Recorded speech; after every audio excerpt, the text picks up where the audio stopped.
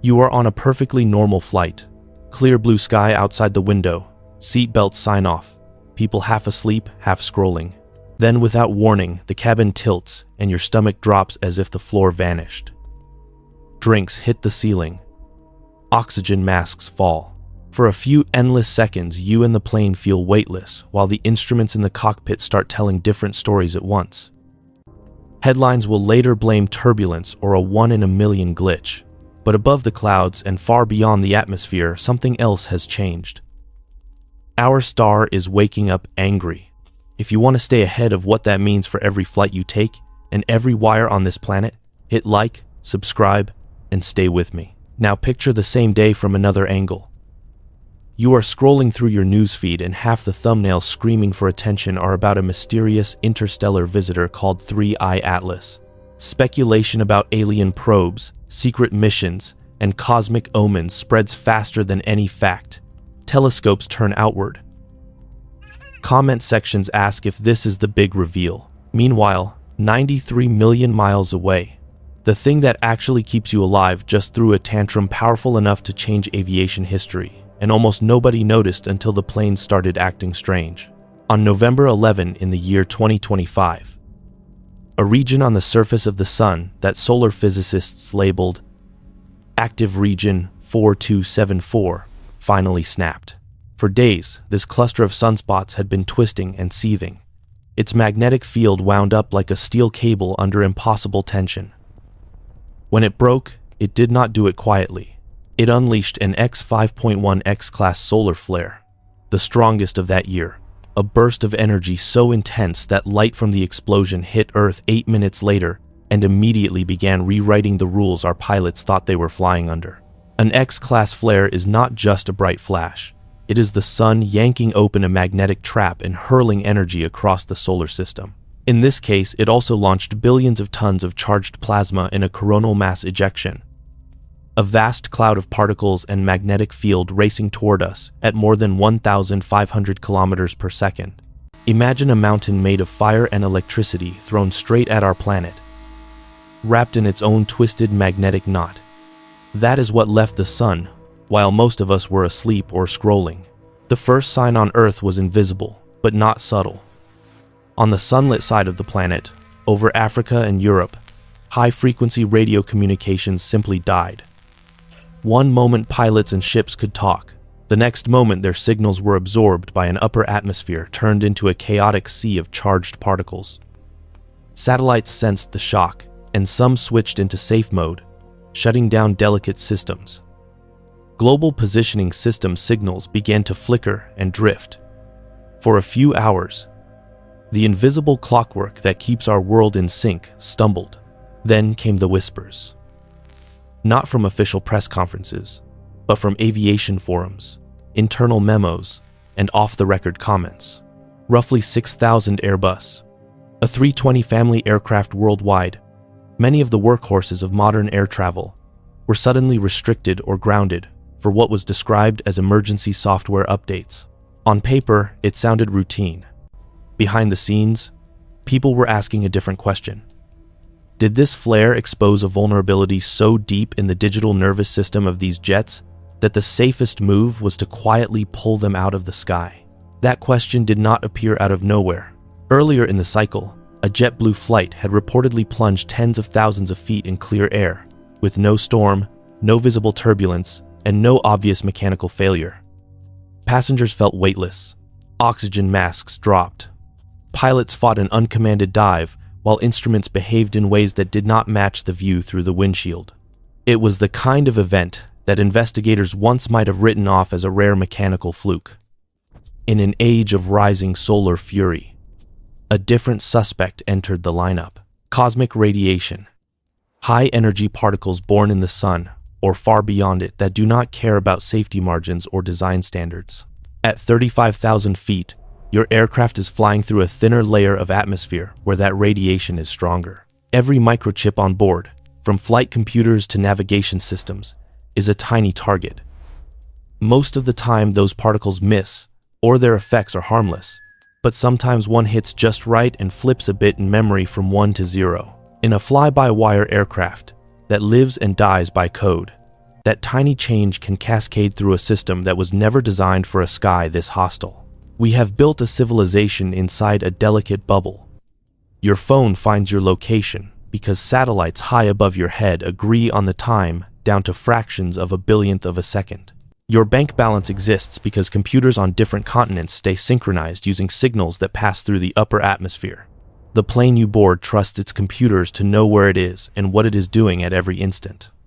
All of this rests on an assumption that the space environment is noisy but manageable, that the sun will mostly behave. On November 11, that assumption took a direct hit, so in this film, we are going to slow down and open that story up. We will follow that flare from the sun's surface to the edge of Earth's magnetic shield. We will look at what really happens inside an aircraft when a single bit flips at the wrong time. We will separate hard physics from rumor and real risk from pure conspiracy. And we will ask a bigger question that should make all of us a little uncomfortable. In a world built on fragile electronics under an unpredictable star, let us slow everything down and follow one of those invisible bullets. Not a missile, not a meteor, but a single high-energy particle. It could have been born in the shock wave of a solar eruption or in the aftermath of a distant supernova. It crosses space for minutes or for millions of years, traveling at a significant fraction of the speed of light. Then, at exactly the wrong moment, it meets a commercial aircraft, punches through aluminum and insulation as if they were fog, and buries its energy inside a microchip the size of your fingernail. From the outside, nothing looks different. Inside, everything has changed. Almost everything you touch in modern life depends on those tiny chips behaving perfectly. Your phone, the car that steadies itself in a crosswind, the power grid humming quietly behind the walls, and of course, the aircraft guiding hundreds of people across an ocean. All of that magic runs on patterns of ones and zeros, flipping back and forth billions of times each second in carefully choreographed dances. Somewhere deep in the stack, those patterns are anchored to time signals sent from satellites and to voltage levels that assume the sky above is mostly quiet.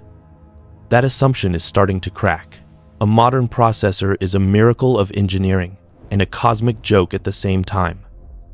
Its transistors are so small that you could line thousands of them across the width of a human hair. The voltage swing that separates a 1 from a 0 is tiny. That is fantastic for performance and efficiency, and absolutely terrible when an angry universe starts throwing charged particles at you. A single particle crashing through silicon leaves a trail of charge behind it. If that trail passes through the wrong part of the circuit at the wrong moment, a stored 1 becomes a 0, or a 0 becomes a 1. To a human, a flipped bit sounds trivial. To a computer, that 1 bit might be part of the number controlling engine thrust, or the current altitude, or the address of the next instruction to execute. Imagine reading a sentence where 1 letter in 1 word has been swapped at random. Sometimes you can still understand it. Sometimes the entire meaning changes. That is what a single event upset does. And unlike a typo in a book, you do not get to calmly reread the line at 35,000 feet while the ground races toward you. Engineers know this problem exists. Spacecraft have lived with it for decades. Satellites and deep space probes use special radiation-hardened electronics built with thicker structures, higher voltages, and extra error checking. They are slower, heavier, and more expensive. But they are designed for a sky that never stops shooting at them. Commercial hardware is not. Your phone is not. The avionics in most jets are built from industrial or aviation-grade parts that have some protection and a lot of redundancy. But they are not armored in the same way a Mars probe is. Redundancy is the favorite shield of modern engineering. Instead of 1 computer, you use 3. Each does the same calculation. If 1 disagrees, the other 2 vote it down. If 1 fails outright, the others carry on. This approach works beautifully against random hardware failures. A solder joint cracks, a chip overheats, a board loses power, and the system shrugs and keeps going. When the flux of particles rises, you can get multiple errors in different places in a short time. 2 or 3 computers can all be wrong together. The voters agree on an answer that is simply not true. Now drop this problem into the cockpit. Modern fly-by-wire aircraft are not machines that pilots push around with cables and pulleys. They are flying networks. Sensors and air data computers continuously measure speed, altitude, angle of attack, and hundreds of other parameters. Flight control computers take pilot inputs, blend them with those data streams, and decide how to move control surfaces. Navigation computers fuse signals from inertial sensors, radio beacons, and the global positioning system to figure out where the plane is and where it should go. Every piece of that chain is built on delicate digital logic. If a cosmic particle flips a bit in a sensor output, the system can often catch it. Numbers are checked against what is physically reasonable. If a particle hits the logic at just the wrong time, an entire calculation can go sideways. In mild cases, you see a warning light or a brief hiccup that resets itself. In worse cases, the autopilot commands an unexpected pitch change, or the system believes the aircraft is in a different attitude than it actually is. A human can usually sense the mismatch and correct it, but only if they have time and only if multiple systems are not glitching at once. And this vulnerability is not limited to the machines in the sky. Look at the ground. The timing of the global positioning system sits at the heart of the modern world. Every satellite in that constellation carries atomic clocks that broadcast signals with astonishing precision. Your phone uses those signals to find its location, but power stations and data centers use them just to stay in sync. When space weather disturbs the ionosphere, those signals are delayed and distorted. The position of a plane can drift. The phase of an electrical grid can slip. The timestamp on a financial trade can become ambiguous. From your perspective, a space weather event rarely looks like a glowing aurora. It looks like card readers that will not process, cell towers that drop calls, map apps that jump around, and a growing list of unexplained technical issues that engineers quietly attribute to software. One day, the problem might be a single data center going offline. Another day, it might be the guidance computer of an airliner momentarily losing track of reality. We often call this random noise.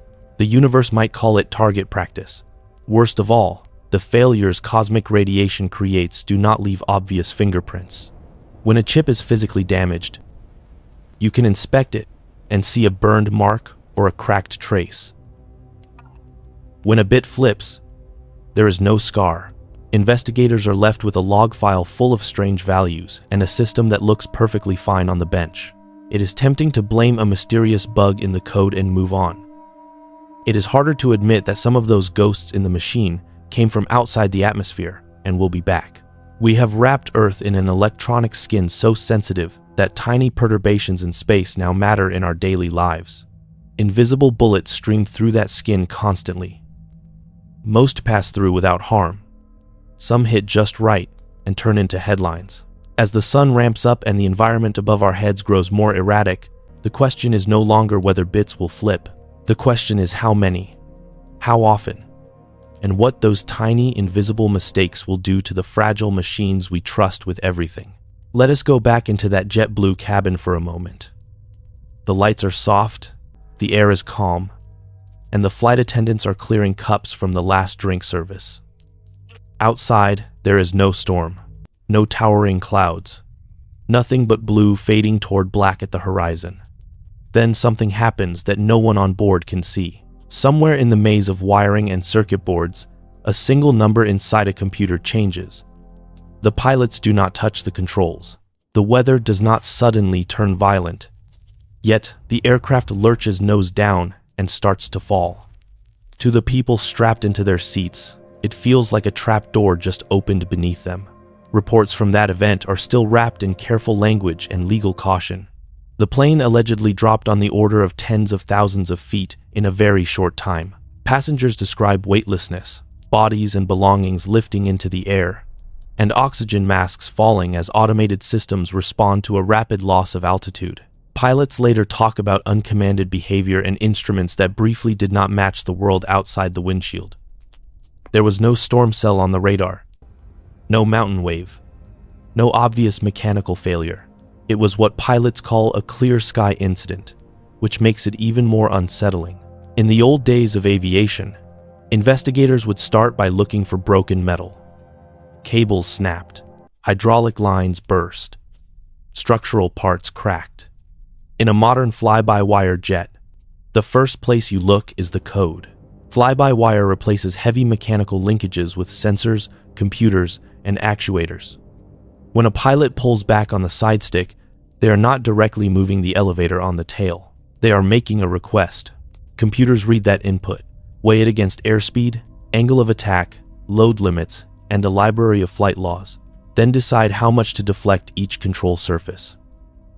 And in most cases, safer. Fly-by-wire allows designers to build aircraft that are aerodynamically unstable on purpose. Left to themselves, they might not naturally settle into straight and level flight. Instead, stability is created by the constant work of computers, making thousands of tiny corrections every second. The trade is power for complexity. You get incredible precision and performance, but only as long as the digital brain does not get confused. The moment it does, the aircraft can behave in ways no human ever practiced in a simulator. Now imagine one of those flight control computers experiencing a single event upset. Deep inside a processor, a high-energy particle deposits its charge in a critical memory cell. A one that represented a positive pitch rate becomes a zero.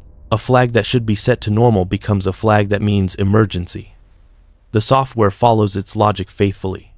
It is not evil or panicked. It just believes something that is no longer true. If one channel glitches, redundancy can catch it. If multiple channels are hit during a burst of radiation, things get much more interesting. And not in a good way. Investigators of events like the JetBlue plunge do not have the luxury of replaying the universe. They have data logs, cockpit voice recordings, maintenance history, and a plane that now behaves perfectly on the ground. They can search for known software bugs and hardware defects. They can test subsystems until they are satisfied that no obvious fault remains. What they cannot do is rewind the sky and fire the same invisible bullet through the same transistor twice. When the dust settles, a cosmic ray-induced bit flip is often listed as a possible cause, not a proven one.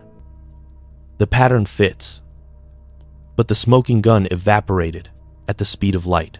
This is where the alleged grounding of thousands of Airbus, A320 family jets, after the November flare enters the story. Officially, airlines spoke of software updates and routine maintenance. Unofficially, some engineers and insiders whispered about something more urgent. They said that a potential vulnerability had been identified, one where radiation-induced errors could, in rare cases, lead to uncommanded movements or confusing sensor readings in the fly-by-wire system. If that assessment was even partially correct, the safest choice would have been to quietly pull a large number of aircraft from service while a fix was rushed into place. To be absolutely clear, public data does not give us a neat, labeled timeline where a flare happens, a memo goes out, and 6,000 jets are visibly parked wingtip to wingtip in a single photograph. Aviation is more opaque than that. What we do know is that fly-by-wire systems depend heavily on digital logic, that radiation effects on electronics are real and well studied, and that airlines and manufacturers have powerful incentives to address even small increases in risk without triggering panic. A mass grounding in response to a worst-case analysis is not confirmed, but it is disturbingly plausible.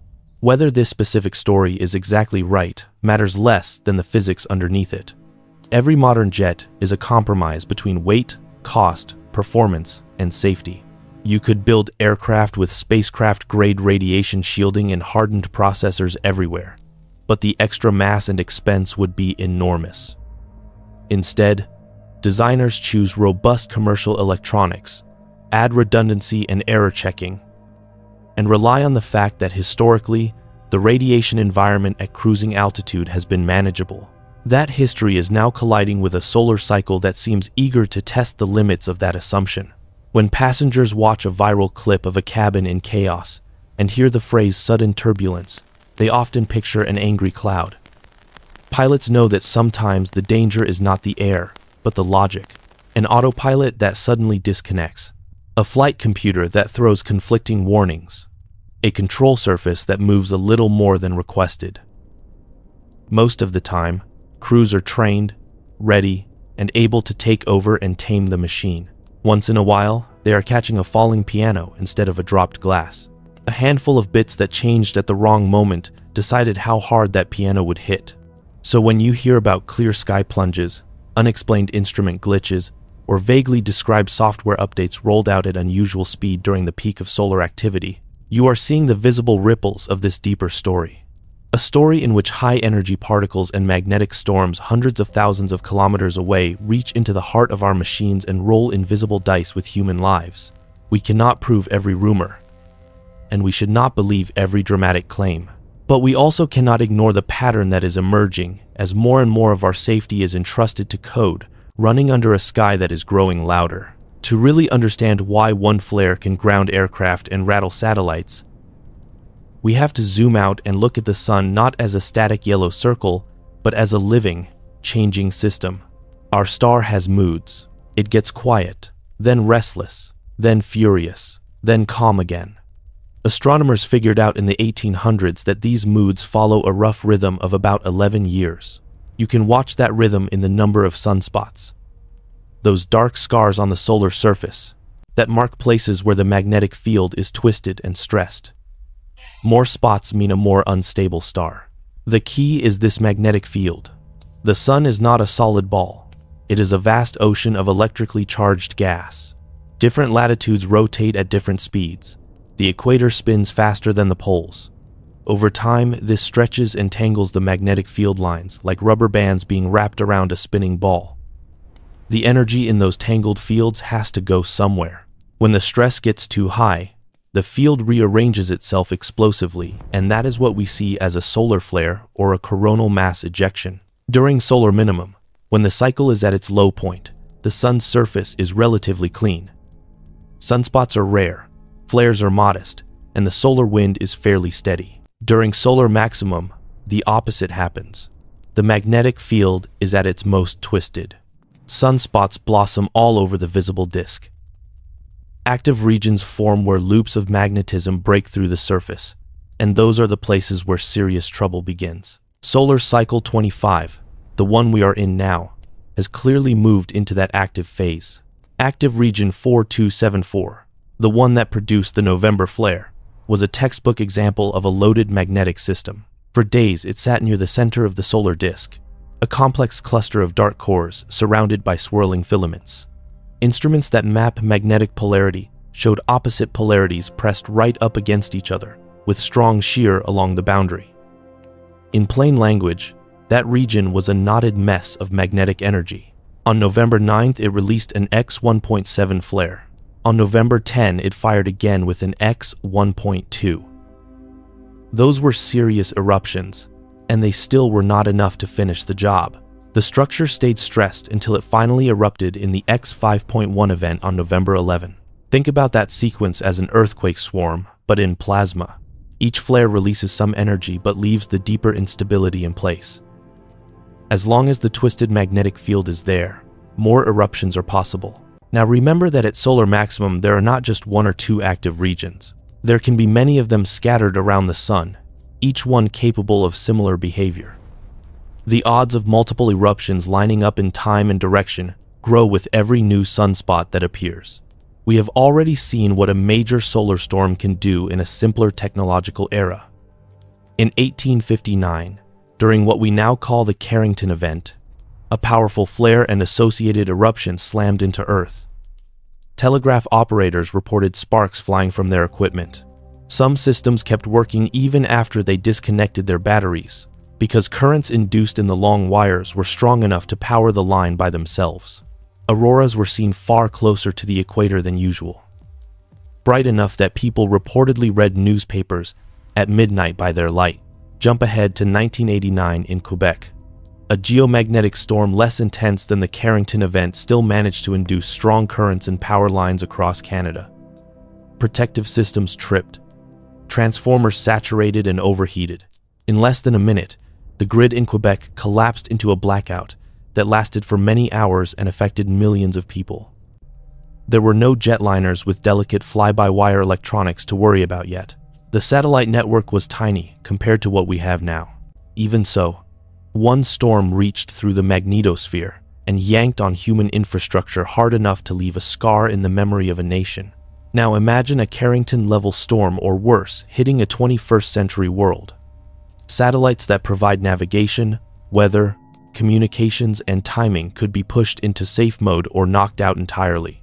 The upper atmosphere would heat and expand, increasing drag on low Earth orbit spacecraft and shortening the lives of entire constellations. Global positioning system errors would ripple into aviation, shipping, and power grid coordination. High-frequency radio used as a backup for long-range flights would fade or die. On the ground, long transmission lines would act again like antennas, picking up geomagnetically induced currents that transformers were never designed to handle. The nightmare version is not one flare, but a sequence. One eruption launches a fast cloud of plasma that partially clears the magnetic environment around Earth. It compresses the magnetosphere, injects particles into the radiation belts, and leaves the system in a highly energized state.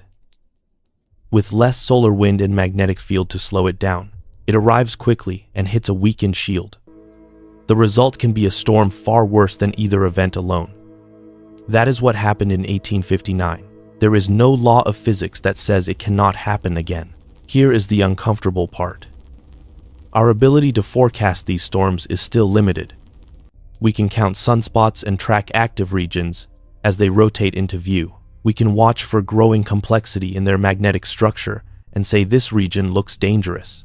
We can see eruptions leave the sun and estimate their speed and direction, but predicting exactly when a region will snap, how strong the event will be, and how its internal magnetic field will align with Earth's field remains more art than science. Small changes in the structure of the eruption can mean the difference between a light show and a global problem. Solar Cycle 25 has already surprised many forecasters with its strength. The number of M-class and X-class flares has been higher than some early models predicted. There have been multiple strong geomagnetic storms and repeated bursts of radio blackout conditions. Active Region 4274 is probably not the last cluster of flares we will see before this cycle peaks and begins to decline. For the next year or more, the dice will keep rolling. Sometimes we get lucky, and the big eruptions fire away from us. Sometimes they come straight at the only planet we currently live on. We like to believe that the calm space environment of the last few decades is normal. In reality, that calm may have been a temporary gift. The physics that produced the Carrington event and the Quebec blackout has not gone away. We have layered our world with electronics that are more sensitive than ever, and glued civilization together with timing signals and fragile orbits. When the sun's 11-year mood swing drives it into another stormy phase, we are no longer just spectators admiring auroras. We are test subjects, whether we want to be or not. Up to now, we have mostly talked about storms that hit the top of our atmosphere and stir the space around Earth. Impressive, dangerous for satellites, but still comfortably above our heads. Now we need to talk about the rare moments when that barrier fails, when particles from the sun are accelerated so violently that they punch all the way down through the atmosphere to the ground. These events have a bland technical name that hides how dramatic they really are. Most of the time, solar energetic particles get stopped high above us. The magnetosphere deflects many of them. The atmosphere absorbs the rest. By the time their energy cascades down to airplane altitudes and then to sea level, all that is left is a gentle drizzle of secondary particles. That background drizzle is what we mean when we talk about normal cosmic ray exposure on a flight. It is not nothing, especially for frequent flyers and crew, but it is predictable enough that regulators can calculate annual dose limits. GLE events do not play by those gentle rules. In a ground-level enhancement, a major solar eruption acts like an enormous particle accelerator. The shock front in the corona whips protons up to energies far higher than usual. These particles are not just fast, they are relativistic, moving at significant fractions of the speed of light, with a punch that makes aircraft skin and building walls look thin. They race along magnetic field lines and reach Earth much faster than the bulk of the coronal mass ejection, sometimes within less than an hour of the flare itself, long before the slower cloud of plasma arrives. When these high-energy protons slam into atoms in the upper atmosphere, they trigger cascades of secondary particles. Protons, electrons, pions, neutrons, a whole family of fragments that showers downward like invisible shrapnel. On the ground, neutron monitors that normally see a slow, steady trickle suddenly spike. That spike is the signature of a GLE. It is how scientists know that for a brief window, the atmosphere was letting much more of the solar storm through than usual. At cruising altitude, where the air above you is already thinner, those cascades are far more intense. For the human body, a strong GLE can turn an ordinary long-haul flight into something closer to a medical imaging session. The dose to crew members during the most severe recorded events has been estimated at the level of several chest X-rays in a matter of hours. That is not instantly deadly, but it is not trivial either, especially if you are a pilot or a flight attendant, accumulating that exposure many times over the course of a career. Agencies quietly track these numbers. They issue advisories and adjust recommended limits. They do not usually make headlines. For electronics, the story is sharper. A high-energy proton that would normally be deflected or slowed now has enough punch to reach straight into the avionics bay. During a strong GLE, the rate of particles capable of causing single-event upsets can jump dramatically. Instead of rare, random hits, you can have multiple strikes in different parts of the system within a short span of time. Error correction logic that works fine under normal conditions suddenly finds itself overwhelmed. Redundant computers that were never expected to fail at the same moment now have a real chance of doing exactly that. This is where the idea of a clear sky plunge in the middle of a supposedly quiet day starts to look different. Space weather forecasts focus heavily on flares and coronal mass ejections that produce bright images and obvious radio signatures. GLE events can be sneakier. The visible flare might not be the biggest of the cycle. There might not be a spectacular aurora over major cities. Yet for an hour or two, the radiation environment at flight altitudes can be orders of magnitude more hostile than usual. A plane cruising through that invisible wave would never see it coming. Our monitoring systems are not built with that situation in mind. Neutron monitors that detect GLE spikes are mostly on the ground. They form a patchy, valuable, but limited network. By the time they light up, the event is already in progress. Only a subset of aircraft carry radiation detectors, and those are usually intended to track cumulative dose, not to broadcast real-time warning data into a global safety system. Space weather centers do issue alerts when they see signs of strong particle events, but prediction of exactly which eruptions will generate a GLE, how intense it will be, and which flight paths will be most affected is still very much a developing science. Then there is the deeper complication of cosmic rays that do not come from the sun at all. Galactic cosmic rays, born in distant supernovae and other violent events, constantly rain into our atmosphere. Their intensity changes with the solar cycle. When the sun's overall magnetic field is weaker, more of these interstellar particles penetrate the solar system. That means during solar minimum, you can have fewer solar storms but more background cosmic ray exposure for aircraft and satellites. During solar maximum, you get less of that galactic background but more bursts of solar energetic particles. From the perspective of a microchip at 35,000 feet, the environment is never truly calm. It just changes flavor. As we shrink transistor sizes and push more computing power into every corner of our machines, we unwittingly move in the wrong direction for this environment. Smaller structures and lower voltages mean that less energy is needed to flip a bit. A particle that would have passed harmlessly through older, bulkier electronics might be exactly enough to upset a state-of-the-art chip. We are making our systems more capable and more fragile at the same time, and ground-level enhancements exploit that fragility in the most direct way possible. No one is suggesting we stop flying or shut down our satellites until the sun calms down. Aviation remains statistically very safe. Most solar storms pass with nothing more serious than a few dropped radio calls and some pretty auroras at high latitudes. But rare does not mean impossible, and rare does not mean safe if the consequences of one unlucky event are large enough. Ground-level enhancements are nature's way of reminding us that our shield has limits. For a few minutes or hours, the sky we designed our systems for is replaced by something harsher. Whether we notice that change before it notices us is the question that hangs over every future storm. So far, this story has cast us as the target. The sun fires storms, cosmic rays rain down. Our aircraft and satellites take the hits. But there's a stranger possibility hiding at the edge of this picture. What if we are not only the victim?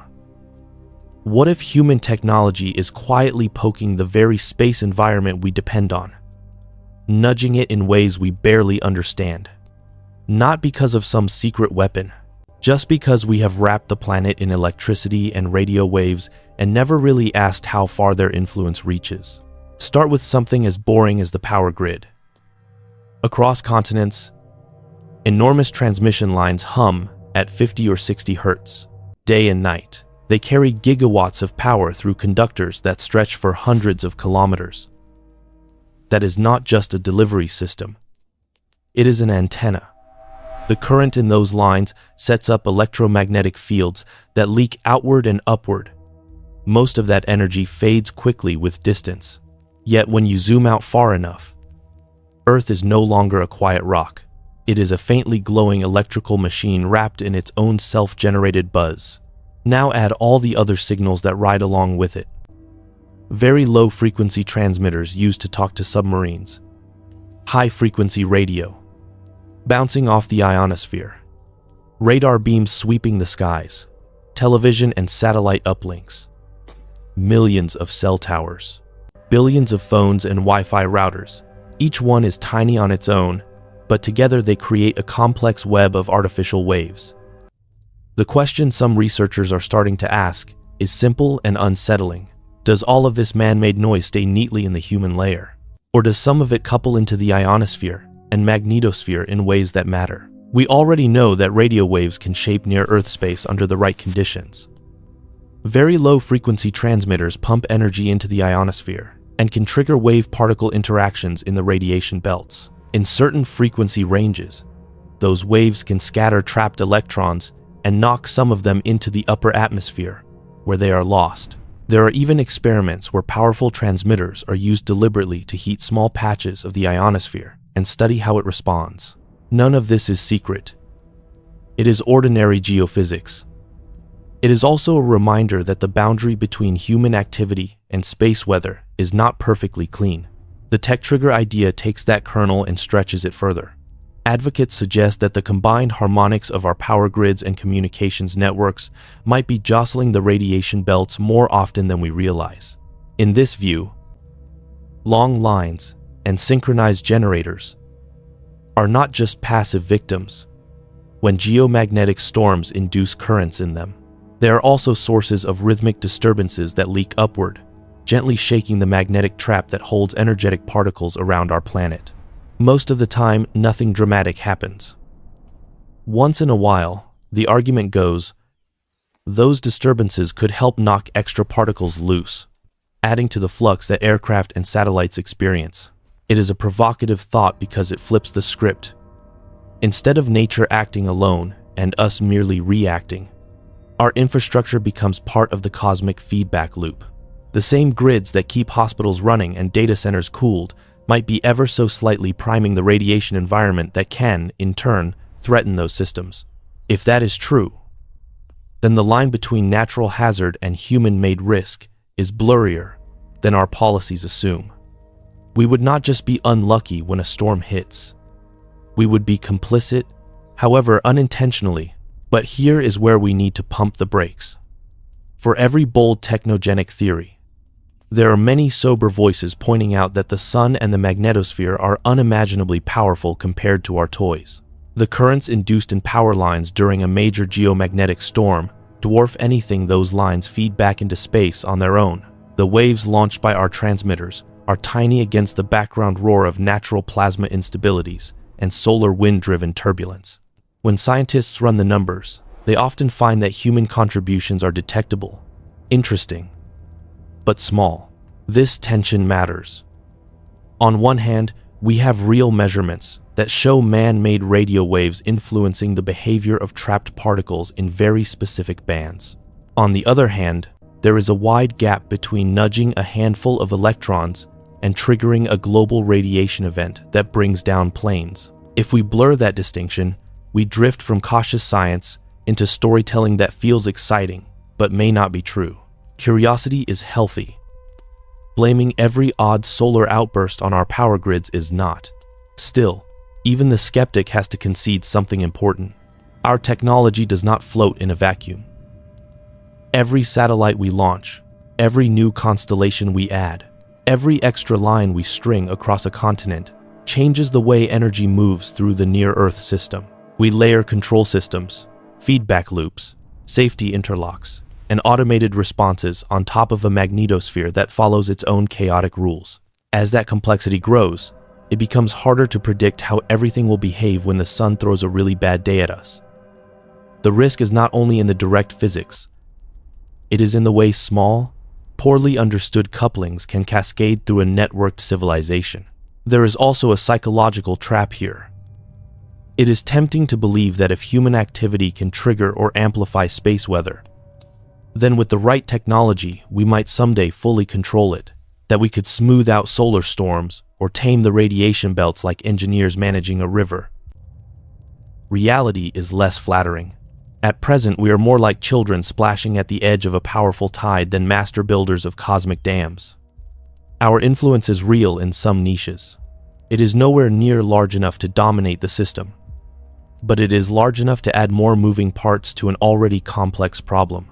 In the end, the tech trigger hypothesis is valuable not because it proves that we are causing our own storms, but because it forces us to remember that we are now entangled with our space environment in both directions. We are shaped by solar cycles and ground-level enhancements, and we also project a constant hum of signals and currents back into the sky. Somewhere in that two-way dance, rare and surprising events are going to emerge. The challenge is to tell the difference between genuine new physics, fragile engineering, and our own tendency to see patterns where there are only coincidences. Let us come back to the object that keeps hijacking the headlines. 3I Atlas. Scroll through space news and you see it everywhere. A mysterious interstellar visitor.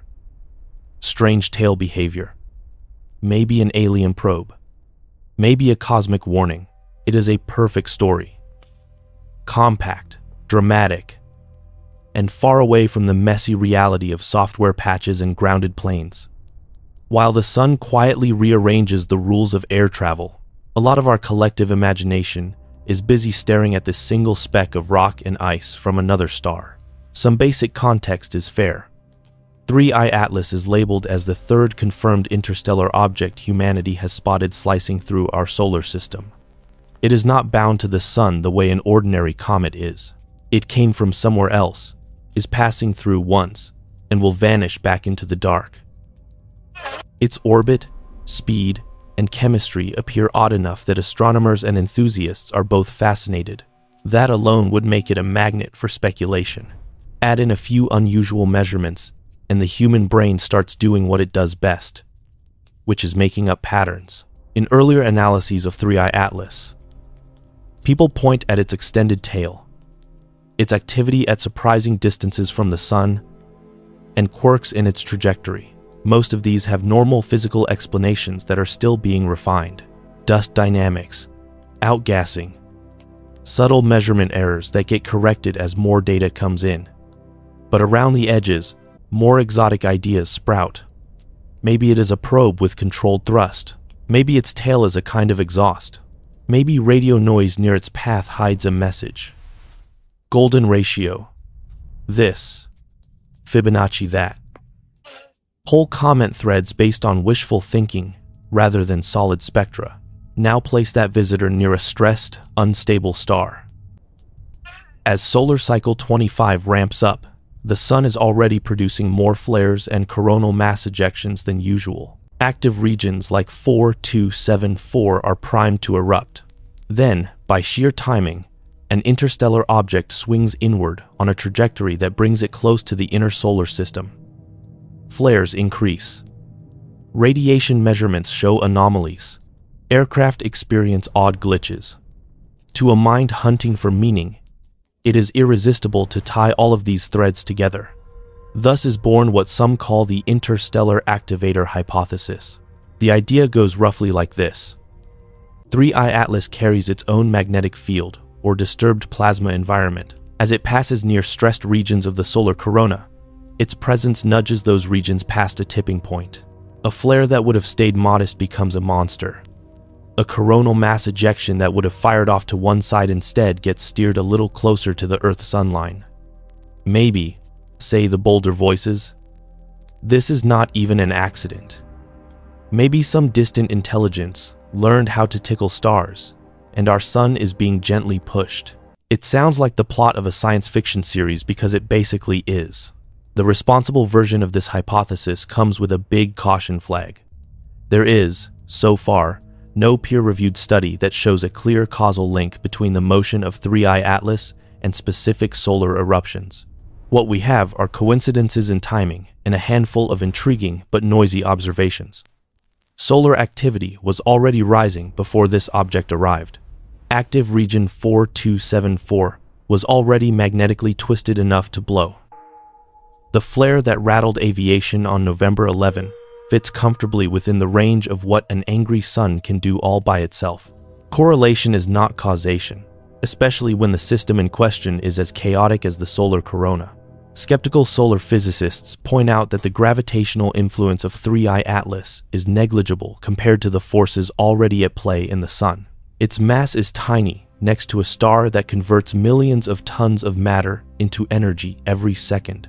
Any magnetic field it carries would be embedded in a roiling plasma environment dominated by solar fields many orders of magnitude stronger. From that perspective, blaming an interstellar pebble for an X-class flare is like blaming a drifting leaf for a waterfall. The timing might overlap, but the energy budget does not. Still, the story refuses to die, and that tells us something important about us. It is comforting to have a single, external culprit for complex, scary events. A named object from another star feels more manageable than an entire magnetic cycle we cannot influence. If 3I Atlas is the villain, then the narrative has a face. When aircraft plunge or grids look shaky, people can say it is the alien rock and feel a twisted kind of relief. Our own design choices, our love of fragile electronics, our lack of resilience planning, all of that slides out of the spotlight. In truth, studying it will teach us about the chemistry of other planetary systems, the history of star-forming regions, and maybe a bit about gravitational dynamics in interstellar space. That is genuinely exciting science. It deserves careful observation and creative theories. What it does not deserve is to become the catch-all explanation for every instance of space weather we failed to prepare for.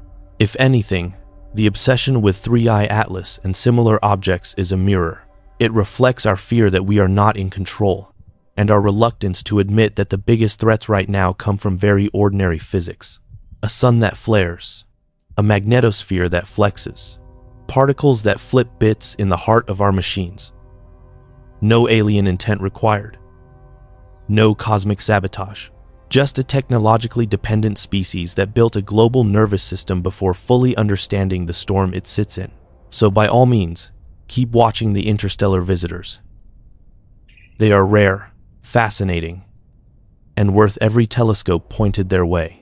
Just do not let them distract you from the much closer giant that is already changing how your flights, your power, and your internet behave. The next part of this story leaves the lonely traveler behind and looks instead at the crowded space above our heads, where our own satellite swarms and power networks are quietly lining up to be tested by the same star we have known all along. Lift your eyes a little higher than the flight levels and you reach another layer of this problem. The thin shell of orbits, where thousands of satellites race around Earth every 90 minutes or so. Weather satellites, communication relays, navigation beacons, spy platforms, Earth imaging constellations, internet providers. To most of us, they are invisible abstractions. A map app icon, a clear video call, a voice saying turn left in 200 meters. In reality, they are metal and silicon tucked into a harsh radiation bath that changes mood every time the sun does. When a strong solar storm hits, those orbits do not stay the same. The upper atmosphere heats up and swells outward like a balloon warmed by a fire. Satellites that normally skim along through very thin air suddenly plow into denser layers. Drag increases. Their orbits shrink faster. Engineers who thought they had years of margin watch as altitude numbers fall more quickly than the models said they would. Station-keeping burns that were planned for next month have to happen this week. Some dead satellites and space junk that nobody is actively managing simply spiral downward sooner than expected. At the same time, the radiation environment around those spacecraft gets rougher. Charged particles stream in along magnetic field lines. Electronics that were comfortably within design limits now see higher currents and more frequent single-event upsets. Many satellite operators respond with a simple protective move. They switch their spacecraft into safe mode. Non-essential systems turn off. Instruments go quiet. And the satellite hunkers down until the storm passes. That is the orbital version of pulling aircraft from the sky. You might not notice if one weather satellite goes dark for an afternoon. Forecast models can limp along for a while on older data. You might not notice if a single communications satellite glitches, because traffic can route around it. The real danger comes from scale. In the last decade, we have moved from dozens or hundreds of important satellites to plans for tens of thousands. Mega constellations promise global internet coverage and constant Earth observation. They also multiply the number of fragile points where a storm can do damage. Imagine a strong geomagnetic storm hitting during a peak moment of commercial activity. Many satellites receive warnings and go into safe mode. Others suffer unexpected resets or partial failures. A handful may lose attitude control entirely and start tumbling. Ground controllers scramble to regain links through noisy ionospheric conditions while dealing with power issues and corrupted data. In isolation, each of these problems is manageable. Together, they can begin to look like a slow-motion collapse of the orbital layer we have come to rely on. And then there is the debris question. When drag increases in low Earth orbit, small pieces of junk decay faster, which is good in the long term. In the short term, the paths of thousands of objects are changing at once under the push of a storm. Tracking becomes harder. Collision avoidance grows more complex. If two satellites or a satellite and a large piece of debris collide and fragment, the number of dangerous pieces jumps. Each fragment is a new bullet that can punch through another spacecraft. We design constellations for business models and coverage maps. The sun does not care about those spreadsheets. It cares about cross-section and altitude. All of this orbital drama feeds directly back to the ground. Lose a few navigation satellites at the wrong moment, and aircraft position solutions degrade. Ships crossing busy sea lanes fall back on less precise systems. High-frequency radio, already weakened by ionospheric disturbance, can no longer fully pick up the slack. Weather prediction takes a hit as key instruments stay offline or deliver noisy data. Television and data relays stutter. Some of these outages would feel like mild inconvenience. Others could complicate disaster response when we need clear information the most. Beneath the satellites, the power grid waits with its own vulnerabilities. During a geomagnetic storm, Earth's magnetic field does not just wiggle. It can change rapidly enough to induce currents in long conductors. High-voltage transmission lines become unwitting antennas that pick up this slow, strong wave. Those extra currents pour into transformers that were built for a very specific range of conditions. If the storm is strong enough, the cores of those transformers can saturate. Protective systems might trip and shut parts of the grid down. Short outages are annoying but survivable. Long, widespread blackouts ripple outward into water treatment, fuel distribution, hospitals, data centers, and all the invisible machinery that keeps modern life comfortable. Backup generators and batteries carry some of the load, but they are not endless. Now layer on top of that the fact that many of the systems used to diagnose and repair grid problems also depend on global positioning, system timing signals, and satellite communications. A storm that hits orbit and the grid at the same time attacks both nerves and muscles. This is what we mean by a sky full of weak links. Not that any single satellite or transformer is badly engineered. They are often marvels of reliability. The weakness comes from interdependence and common mode failure. Satellite fleets that share similar hardware and orbits. Aircraft that share similar avionics architectures. grids that span entire continents with similar transformer designs. Space weather is a common cause that can stress many of these at once. If enough of them stumble together, the domino effect does not stay up in the radiation belts. It shows up in your living room. In quieter decades, redundancy looked like resilience. If one satellite failed, another could pick up the work. If one section of grid went down, power could be rerouted. In a world where the sun is sending bigger and more frequent tantrums, we have to ask a harder question. Are we building genuine backups? Or are we stacking identically fragile systems on top of each other because that was cheaper and easier? The next time a strong flare fires, the answer will not be found in a press release. It will be written in which screens stay lit, which planes stay on course, and which cities stay bright when the auroras come. By this point, it is tempting to throw up your hands and say there is nothing we can do. The sun will do what it wants. Cosmic rays will keep coming. Our chips will keep shrinking. Game over. But that is not the whole story. We may not be able to calm the sky, yet we absolutely can decide how brittle or how resilient our world is when the next big storm rolls in. The difference between a bad day and a historic disaster comes down to choices made years before the flare ever leaves the sun. Start with the hardware. Radiation-hardened electronics exist right now. They cost more, run slower, and take up more space. But they are far less likely to glitch when a particle hits. Today, we only sprinkle that level of protection in a few elite places. Deep space missions. Some military assets. In a world of rising space weather risk, it is worth asking where else that armor should appear. Not everywhere. That would be impossible and unnecessary. But maybe in the core of the Global Positioning System network, in the heart of air traffic control systems, in the supervisory brains of big power grids. For aircraft, shielding and smart design can go a long way without turning jets into lead bricks. Sensitive electronics can be placed in better protected locations.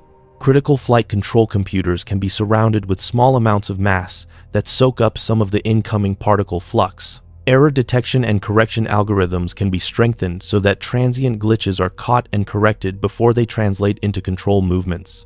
None of these steps eliminates risk. They raise the threshold, making it harder for a single bit flip to cascade into a nightmare. Then there is the question of operating rules.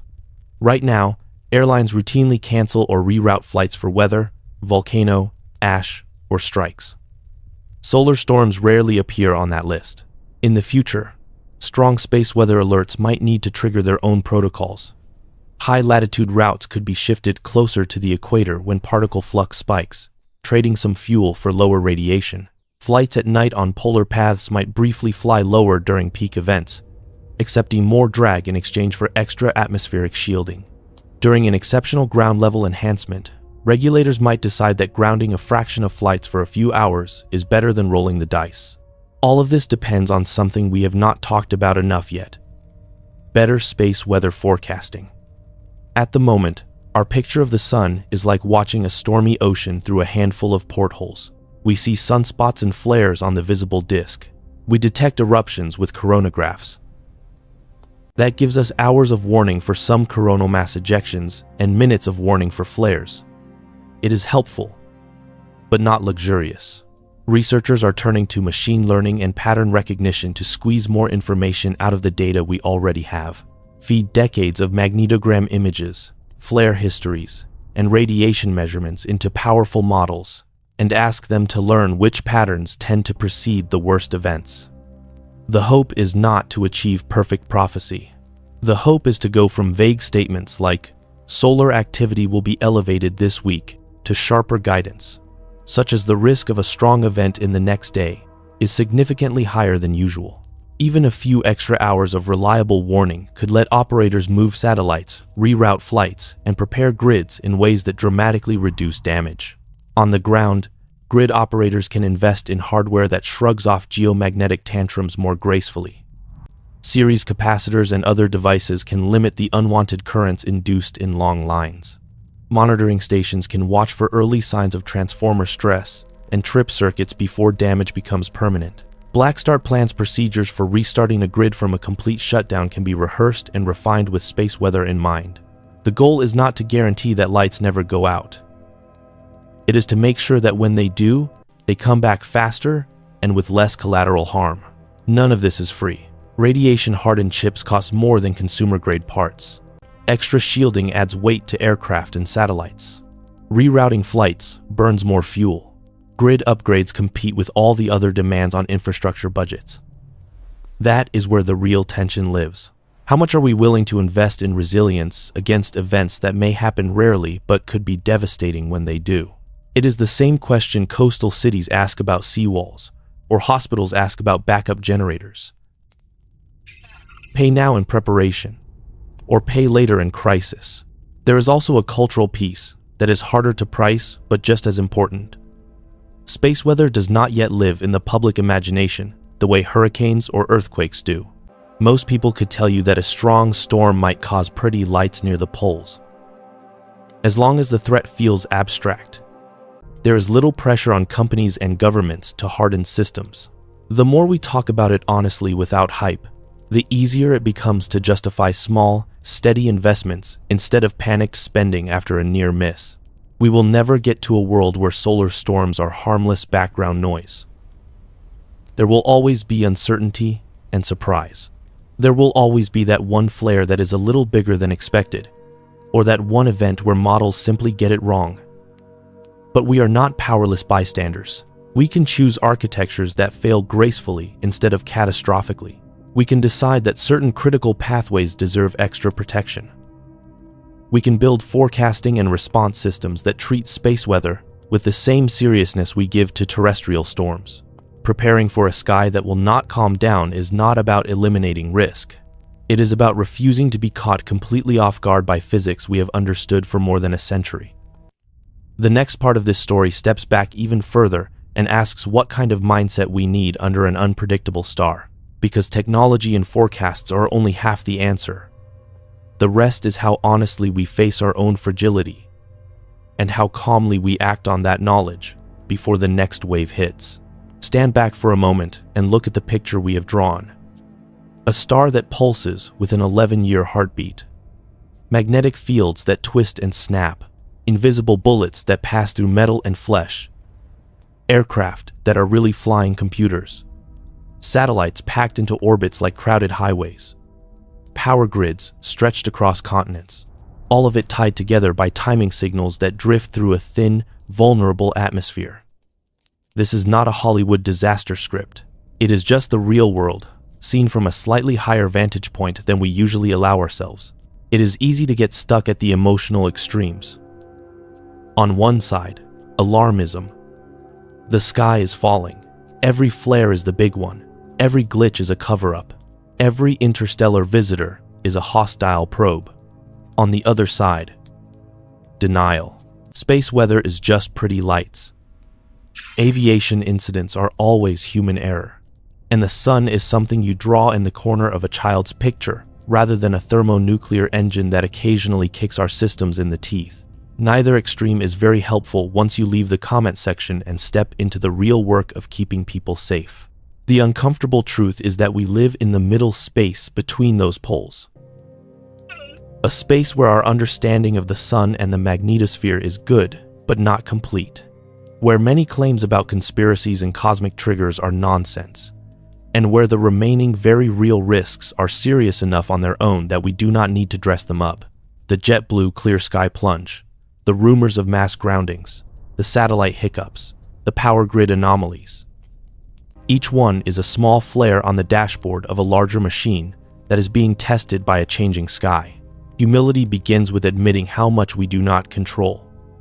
We do not set the rhythm of solar cycles. We do not choose when active regions like 4274 decide to let go. We cannot stop ground-level enhancements from hurling particle showers into our atmosphere. The cosmos does not negotiate with flight schedules or quarterly earnings. It does not slow down so that software engineers can push patches on a convenient timeline. We are miniature creatures who built intricate toys under a star that has been throwing tantrums for billions of years before we ever flew. But humility is not the same as helplessness. We do choose how transparent we are about these risks. We choose whether pilots get honest briefings about radiation and avionics. We choose whether grid operators treat space weather the way coastal cities treat storms. We choose whether space agencies are funded to watch the sun with enough eyes and enough computation to give meaningful warnings. We choose whether aircraft designers and chip makers treat cosmic rays as a rare nuisance or as a design constraint as real as gravity. Those choices live on Earth, not on the solar surface. There is also a kind of intellectual humility that matters just as much. Known that high-energy particles can flip bits and microchips and occasionally cause serious incidents. Plausible that rare bursts during solar maximum increase that risk to modern aircraft and satellites in ways we have not fully mapped. Pure story that an interstellar rock is secretly steering our star to punish one model of airliner. When we blur those categories, we stop doing science and start doing mythology. And that helps no one when the next event hits. If there is a role for channels like this one, it is not to shout that the world is ending every week. It is to lay out the physics clearly enough that you can see both the danger and the scale. To show you that a single solar flare can ground flights without needing secret aliens in the plot. To point to the people quietly working on better forecasts, harder electronics, smarter procedures, and to explain why their work matters long before it trends. Curiosity and vigilance beat panic every time, but they depend on being informed. So where does that leave you? Sitting on a couch beneath this restless star. You do not control satellite design or national grid policy, but you do participate in the conversation about what kinds of risks we take seriously. You vote, directly or indirectly, on whether science agencies are funded, whether aviation regulators are pressured to explain themselves, whether space weather is treated as a fringe subject or a normal part of planning. You also choose what narratives you reward with clicks and attention. Sensation with no substance, or uncomfortable truth that actually helps you see the world more clearly. The sun is not out to get us. It is just doing what stars do, flaring, spinning, shedding magnetic stress.